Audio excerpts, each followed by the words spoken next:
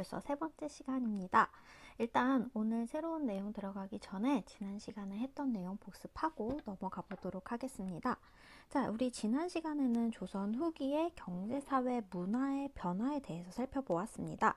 여기 제가 직접 글로 써놓은 것인데, 자, 여기 정치 부분은 여러분들 2학년 때 이미 배웠던 내용이고요. 우리가 본격적으로 배운 내용은 경제, 사회, 문화 이 부분입니다. 그래서 제가 이 내용 중에 가장 중요한 단어가 무엇이냐라고 물어보면 여러분들 자신 있게 모내기법이다 라고 대답할 수 있으셔야 합니다. 자, 이러한 모내기법으로 인해서 돈 있는 평민, 즉 부자 농민이 등장한다 라고 했는데 우리는 그 부자 농민 줄여서 뭐라고 하냐?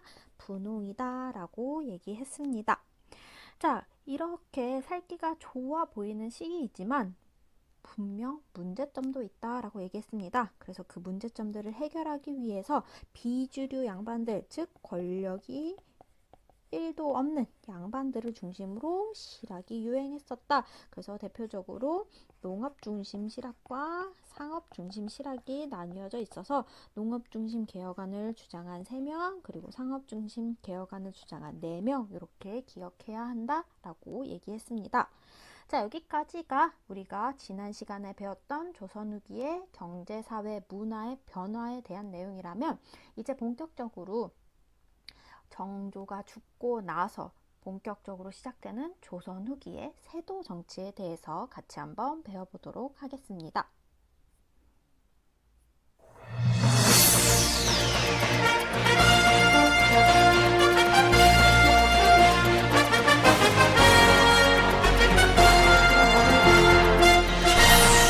네, 뭔가 진짜 뉴스 같았죠? 자, 일단 뉴스가 시작되기 전에 우리가 오늘 배울 세도 정치에 대해서 무엇을 배울 건지 한번 한눈에 정리해보기부터 해보도록 하겠습니다. 자, 세도 정치란 이 시기는 1800년부터 1863년, 약 60년 사이의 시간을 이야기하는 것입니다. 왜 이러한 시기가 등장했냐라고 보신다면 정조가 죽고 나서 능력이 없거나 어린 사람이 왕이 돼버립니다. 능력이 없고 어린 사람이 왕이 되다 보니까 자연스럽게 정치는 왕이 하는 것이 아니라 당시 왕실의 가장 어른인 여성, 왕대비 혹은 대왕대비가 정치를 하게 되는데 우리는 그러한 정치 체제를 수렴청정이라고 해요. 근데 실제로 여자들이 당시 조선시대에 정치를 할 수 있었을까요? 네. 그럴 수는 없어요. 유교 국가였기 때문에. 그렇기 때문에 말로는 여성 대비나 대왕 대비가 한다라고 하지만 실제로는 누가 하냐? 그 왕 대비나 대왕 대비의 외척, 즉 삼촌이나 형이나 오빠나 뭐 이런 사람들이 하게 됩니다. 외척들이 하게 되죠. 우리는 그리고 이 외척들의 권력이 세지는 시기를 세도 정치라고 이야기해요.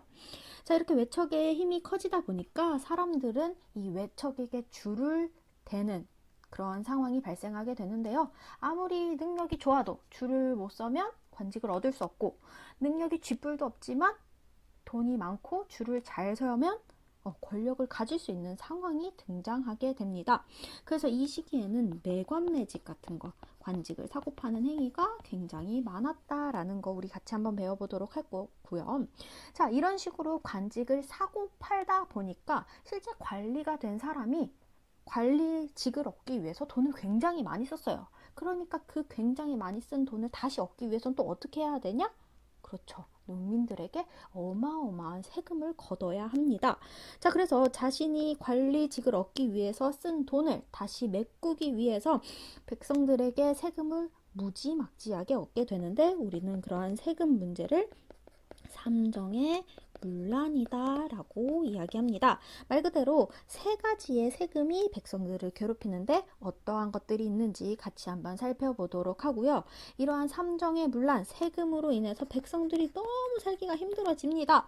백성들이 살기가 너무 힘들어지니까 못 살겠다. 나 이 사회, 이 조선이란 나라 바꿔봐야겠다 라고 하면서 농민들이 봉기를 일으키게 됩니다. 그래서 우리는 대표적인 농민봉기 2가지를 배울 거예요. 홍경래라는 사람이 일으킨 홍경래의 난, 그리고 임술년에 벌어진 임술농민봉기. 네, 그렇게 두 가지 배워보도록 할 거고요. 자, 이렇게 백성들이 봉기를 일으킬 만큼 삶이 너무 힘들어지니까 사람들이 삶이 힘들어지면 뭐에 의지를 하게 되냐? 바로 이 세상에 없는 사람들에게 의지를 해요. 바로 종교에 의지를 하게 됩니다. 그래서 이때 새롭게 등장하는 종교들이 바로 천주교, 동학, 이러한 등등등의 종교들이 있습니다. 자, 굉장히 유기적으로 연결이 돼요. 정치적으로 사는 것이 좋아지지 않으니까 경제 역시 힘들어지고, 경제가 파탄나니까 농민 봉기가 일어나게 되고, 이러한 농민들이 바로 종교의 힘을 빌어서 이 현실 세계를 극복하고자 마음의 위안을 얻었다라는 것까지 같이 한번 보면 되겠습니다. 자, 그래서 우리가 진짜 본격적으로 한번 뉴스 형식으로 나아가 보도록 할게요. 우리 중학생 학생들 역사는 배워도 기억이 안 난다라고 이제 힘들어하는 상황인데, 우리 그 상황을 극복해 보면서 같이 한번 새로운 내용으로 가보도록 하겠습니다. 자, 여러분들 혹시 이 그림이 무슨 의미를 가지고 있는지 아시나요? 자, 여러분들 여기 보시면 인형이 있는데 이 인형들이 줄에 매달려 있는 모습을 볼 수 있을 겁니다. 네, 우리는 이러한 인형, 이게 줄에 매달린 인형을 마리오네트라고 하는데요. 자, 이 인형들의 상황을 바로 다음 장면, 여러분들 출발하기에 있는 장면과 한번 비교해 보도록 하겠습니다. 자, 방금 봤던 그림이랑 굉장히 유사해요. 누가 누구에 의해 움직이는지 혹시 보이나요? 네, 맞아요. 여기 보시면 순조, 철종, 헌종이라고 하는 왕의 옷을 입은 아기 인형들이 눈에 초점도 없어 보이고 누구에 의해서 움직이고 있냐? 바로 안동김 씨에 의해서 움직이고 있다라는 것을 이 그림 한 장면으로 알 수 있습니다. 우리가 배울 태도 정치란 바로 이 그림 한 장에 나타나는 모습이다 라고 보시면 되겠습니다. 자, 그럼 여러분들 이 그림을 바탕으로 다음 장면인 출발하기 같이 한번 풀어보도록 할게요. 자, 안동 김씨라고 적힌 사람은 무엇을 하고 있습니까, 지금? 그쵸, 왕을 가지고 인형놀이를 하고 있어요. 자기 멋대로 움직이고 있습니다. 자, 그러면 이 당시에 왕의 이름이 무엇이었나요? 세 명이 있었죠? 네, 순조, 헌종, 철종, 이렇게 세 사람이 있었고요. 왕은 지금 뭘 당하고 있냐? 바로 안동 김씨에 의해서 몸을 움직이고 있다, 즉 시키는 대로 하고 있다라는 것도 알 수 있습니다. 자, 여기 마지막은 여러분들이 각자 생각해 보도록 할게요. 그렇다면 왜 이런 상황이 발생했을까? 왕이잖아요. 절대 권력을 차지하고 있는 왕이 왜 누군가에 의해서 움직일 수밖에 없는 상황이었는지 우리 같이 한번 이제 본격적으로 살펴보도록 하겠습니다. 자, 이러한 상황이 나타나게 된 가장 큰 이유, 바로 조선 후기의 대표적인 개혁왕이었던 정조가 자신의 할아버지인 영조처럼 건강하게 오래오래 살았으면 좋았을 텐데 그러지 못하고 갑자기 병에 걸려 돌아가시게 됩니다. 이때 그의 뒤를 이을 세자가 바로 순조인데 그 세자 순조의 나이가 고작 11살밖에 되지 않았다라고 해요. 11살이면 우리 나이로 따지면 초등학교 4학년이에요. 초등학교 4학년이 정치, 나라를 운영할 수 있다? 굉장히 쉽지 않은 일이었다라고 합니다. 자, 그리고 이 정조 시대의 정치 체제를 우리는 뭐라고 하냐면 탕평책이라고 해요. 자, 근데 이 탕평책이 우리가 2학년 때 배울 때는 굉장히 좋은 점들만 배우잖아요. 붕당 정치의 폐해를 극복하고 모든 당을 평등하게 이제 다룬다라고 해서 좋은 점만 배우는데, 사실 이 탕평 정책의 한계점이 있어요. 탕평 정책의 한계가 뭐냐면 왕인 내 마음을 알아주는 몇 명을 중심으로만 정치를 할 거다라는 말입니다. 자, 이 사실은 그 속에 어떤 당이든 상관없다. 왕인 내 마음을 알아주는 사람과 나는 측근을 중심으로 정치를 한다라는 말입니다. 그런데 이러한 정치 방식이 왕이 굉장히 힘이 강하고 똑똑해서 자신의 측근들을 정치에 잘 이용하면 왕이 능력이 잘 이용하면 좋아요. 하지만 왕이 능력이 없거나 아무것도 모르면 결국엔 왕의 측근들, 즉 비선 실세들이 권력을 차지하는 상황이 오게 됩니다. 자, 그렇기 때문에 이 정조가 죽고 나서 원래 측근 정치를 하고 있던 정조는 그렇다면 자신의 어린 아들, 다음 보위를 이을 왕을 누구에게 부탁하면서 돌아가셨을까요? 네, 한번 생각해 볼게요. 아무래도 자기가 가장 믿을 만한 사람에게 아들을 부탁하면서 돌아가셨겠죠. 그 믿을 만한 사람이 누구였냐? 바로 김조순이라는 사람이었다라고 해요. 얼마나 믿었으면 자신의 아들인 순조와 김조순의 딸을 결혼시켰다라고 해요. 그러면 이 김조순은 순조의 무엇이 되냐? 그쵸, 장인어른이 됩니다. 부인의 아버지가 되죠. 자, 분명 김조순은 정조와 함께 있었을 때는 굉장히 능력 있고 유능한 정치가였어요. 그런데 사람이라는 게 권력을 가지면 가질수록 욕심을 생기게 되고요. 결국에 왕인 순조가 어리자 이 정치, 국정 운영을 장인어른인 김조순이 대신하게 됩니다. 그러면서 바로 이 김조순의 가문이었던 안동 김씨가 굉장히 막강한 권력을 쥐게 되는 상황을 우리는 세도 정치 시기다라고 하게 됩니다. 그리고 이러한 상황은 이후에 총 3번, 60년이나 일어나게 됩니다. 당시 대표적인 가문이 방금 얘기했던 안동 김씨 가문과 그리고 풍양 조씨 가문입니다. 이렇게 세도 가문이 왕보다 힘이 강한 이유 대충 눈치채셨죠? 왜 그런지 우리 다음 표로 한번 정리해 보도록 할게요.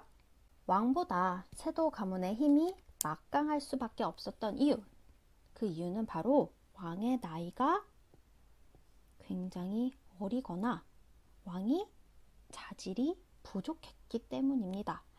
자, 그러다 보니까 왕을 대신해서 정치를 운영할 사람이 필요했던 거죠. 자, 차근차근 순서대로 보자면 순조, 정조의 아들입니다. 그는 유능했던 아버지인 정조가 돌아가시고 11살에 왕이 되어요. 우리 나이로 초사였기 때문에 정치를 할 수가 없겠죠. 아직 너무 어리니까. 그러다 보니까 자신의 장인어른이 김조순을 중심으로 해서 안동 김씨가 권력을 잡게 됩니다. 자, 그리고 두 번째 헌종입니다. 헌종은 순조의 아들이 아니라 순조의 손자가 되겠습니다. 그렇다면 그 사이에 누가 사라졌다라는 거예요? 그쵸? 아들이 사라졌다라는 겁니다.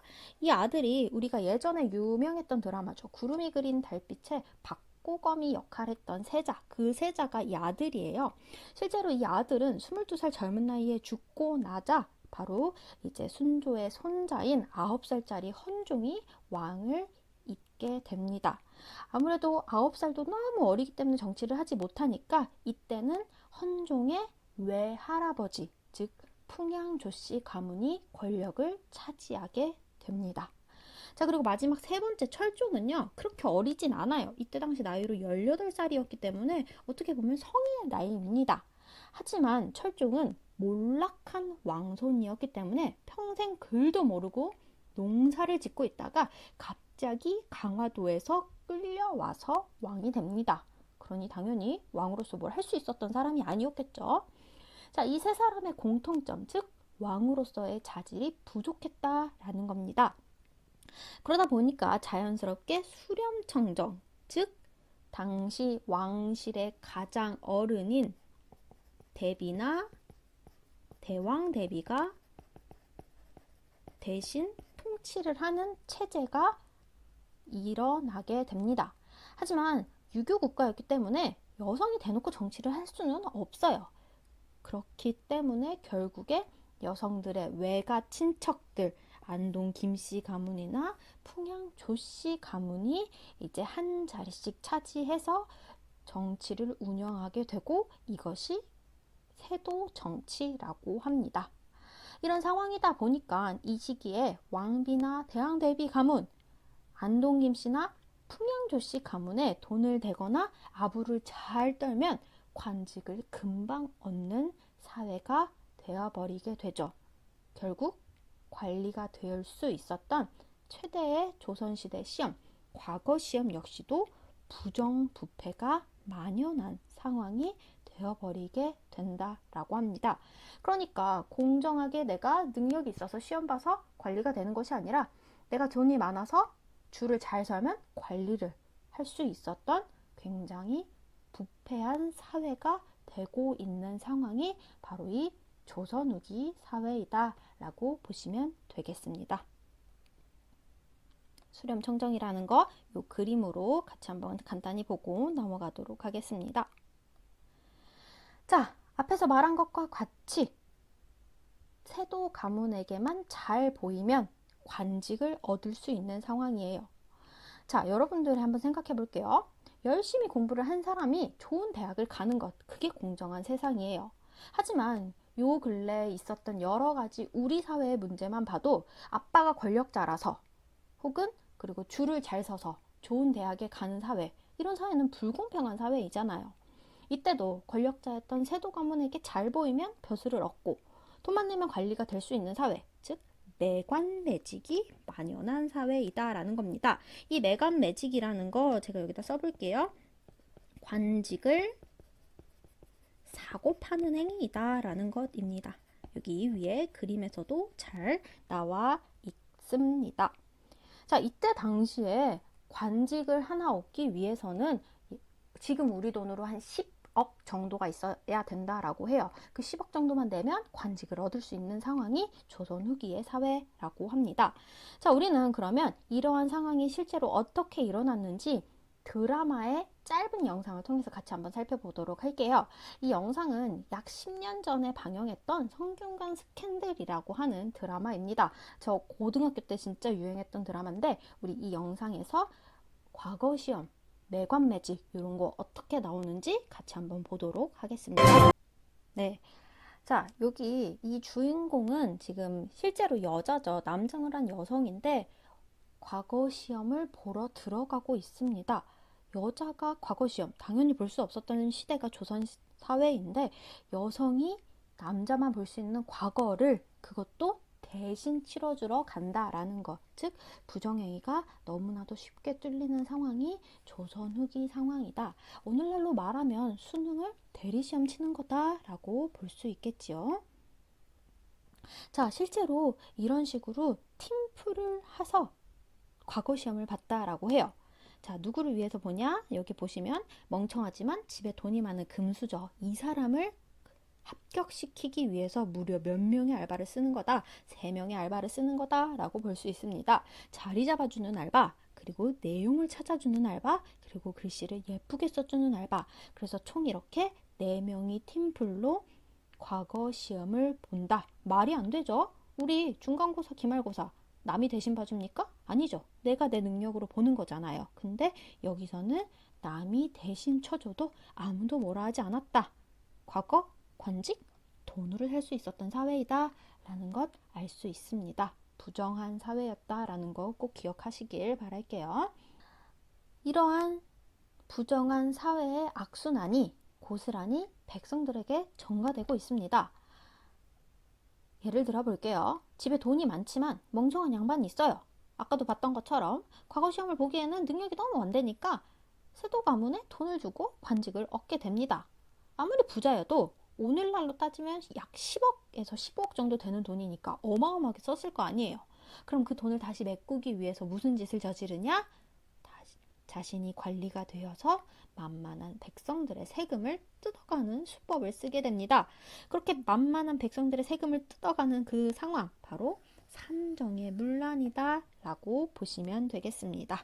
자, 여기 이 한 그림의 장면, 이 만화의 장면에서도 시아버지도 죽었고 서방도 죽었고 여자 혼자서 삭발여지를 하는데 왜 남자들만 내는 군포를 3개나 내라냐? 우리 집에서는 남자가 없자, 여기 애기 1명밖에 없지 않느냐? 라고 하면서 따지는 상황이 등장을 하게 됩니다. 자, 그래서 우리 이런 식으로 억지로 내는 세금들 한번 같이 살펴보도록 할게요. 억지로 내는 세금들 총 3가지라고 해서 삼정의 문란이라고 합니다. 전정, 군정, 환정 이렇게 3가지의 삼정 있다. 그게 문란하다. 문란하다가 여러분들이 조금 되게 이상한 상황에서만 쓰는데 문란하다는 건 정상적으로 흘러가지 않고 혼란스럽다라는 뜻이에요. 혼란스럽다랑 같은 의미라는 거 기억하고 넘어가도록 하겠습니다. 자, 전정부터 같이 보도록 할게요. 전정은 원래 토지에다가 부과하는 세금입니다. 기존에 원래 내던 1결당 사두 이 기존 세금에다가 대동법으로 추가된 대동세, 뭐 예를 들어 한 12두 정도 낸다고 하면, 그리고 균역법으로 부과한 결작, 이러한 것들만 돼서 약 20두 정도 내는 게 정상이었다라고 해요. 하지만 이러한 정규 세목 외에 잡다한 세목을 붙여단다라고 해요. 원래 기본적으로 내야 하는 세금이 20두라고 한다면 실제로 관리들이 얼마나 걷어가냐? 무려 100두 이상이나 걷어가게 된다. 말도 안 되죠. 세금을 무려 5배나 낸다라는 거. 여기 그림에서도 보는 것 같이 황무지에는 세금을 내지 않아요. 근데 황무지에다가도 세금을 부여하고 있는 상황. 억지죠. 이렇게 억지로 백성들을 괴롭히고 있는 상황 볼 수 있습니다. 자, 그리고 군정은 말 그대로 군대를 가는 것을 대신해서 내는 세금이라고 해요. 우리가 2학년 때 배웠던 이 균역법 있죠? 이 균역법의 실시 이후로 군포의 부담이 2필에서 1필로 줄었어요. 우리 이거 배웠습니다. 영조 때. 그래서 실질적인 부담은 결코 적은 것이 아니다. 균역을 피하는 농민들이 많아지면서 군역 대상자가 계속 줄자 어떻게 하냐?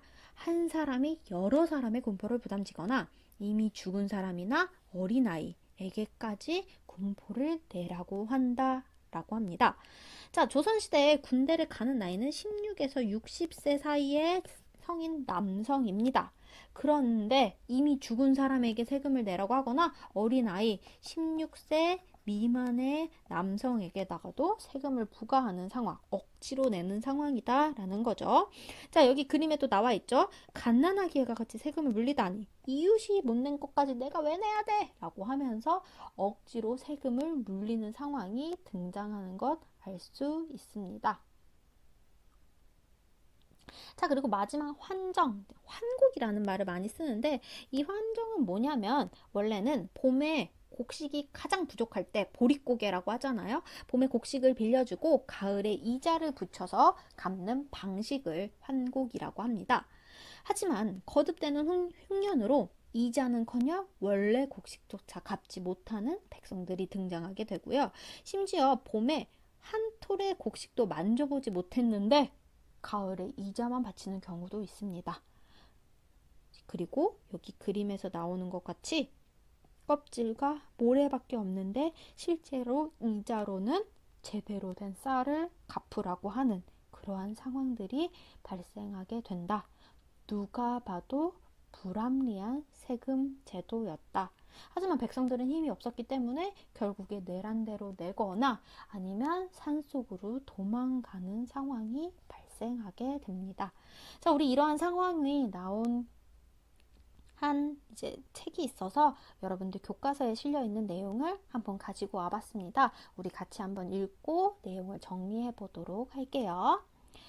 아전이 곡식을 거두는 날엔 까불고 불린 알곡을 멱서리가 불룩하도록 받고 창고에 넣어 봉한 뒤에 밤이 되면 촛불을 들고 창고에 들어가서는 곡식을 꺼내어 결을 섞어서 드디어 한 석을 나누어서 2석으로 만들고 심한 경우에는 3, 4석으로 만들어서 원래의 숫자를 채우고 온전한 알곡섬은 훔쳐서 자기네 집으로 가져간다 라고 합니다. 자, 여기 아전이라는 사람, 이 사람은 뭘 하고 있냐? 곡식을 꺼내어 결을 섞어서 내용을 불린다 라고 나와 있습니다. 그리고 온전한 쌀은 어디로 가져간다? 지네 집으로 가져간다 라고 합니다. 자, 이러한 아전의 행동들을 누구에게 피해를 주고 있냐? 당연히 농민들에게 피해를 주고 있죠. 자, 자기들이 농민들에게 주는 쌀에는 모래와 쌀 껍질이 섞여 있는데 자기들이 이자로 받을 때는 제대로 된 쌀만 가져가게 되고 다시 또 빌려줄 때는 모래와 결을 섞고 이러한 악순환이 계속 벌어지게 된다라고 보시면 되겠습니다. 이러한 악순환이 벌어지는 세금 제도가 무엇이냐? 전정, 군정, 환정 중에서 환정의 문란을 말한다 라고 보시면 되겠습니다. 자, 백성들의 삶은 이렇게 너무 힘들어요.